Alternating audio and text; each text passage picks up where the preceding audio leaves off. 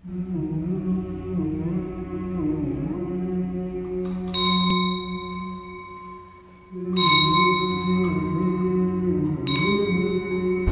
läheme räägime kunstiajaloo õppejõu Anneli Randlaga. Miks tulla õppima kristliku kultuurilugu? Kristliku kultuuriloo magistriõppe annab laiapõhjalise humanitaarhariduse, aga seda siis natuke teise nurga alt, kui tavaliselt õpitakse kas ajalugu või keeli või ka siis kultuuri üldisemalt, et läbi siis kristluse. Ja sest meeldib see meile või mitte, et tõepoolest nii Eesti kui Euroopa ajalugu on kristlusega väga tihedalt läbi põimunud. Ja see annab siis võimaluse paremini mõista meie oma kultuuri, aga siis ka laiemalt lääne kultuuri. See kursus ongi ennekõike vast mõeldud neile inimestele, kes on oma esimese hariduse juba saanud ja sooviks siis süvendatult selle kristliku kultuuriga tegeleda. Ta ei eelda seda, et inimesed oleksid kristlased või üldse mõne konfessiooni liikmed.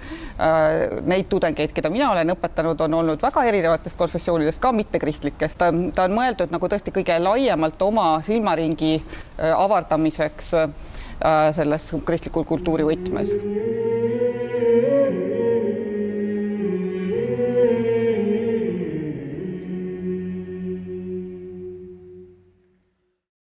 Mitmed programmid, mida täna siin pakutakse, no eeskätt kindlasti kristliku kultuuriloo magistriõppe, kus me näeme väga erinevate elualade, nii humanitaar- kui reaalalade üliõpilasi, kes enamasti tulevad ja ütlevad, et nad on mingil tasandil saavutanud professionaalsuse, midagi elus korda saatnud, aga nad tahaksid seda maailma ja iseennast ja Jumalat paremini mõista, tahaksid õppida kusagil, kus võib-olla antakse vastuseid, et kus see kõik tuleb ja isegi kui see on väga naiivne lootus, siis ma usun, et tegelikult seda just me saamegi pakkuda, et natukene aidata näha selliseid sügavamaid seoseid inimkultuuris, ühiskonnas ja ka erinevate eluvaldkondade vahel.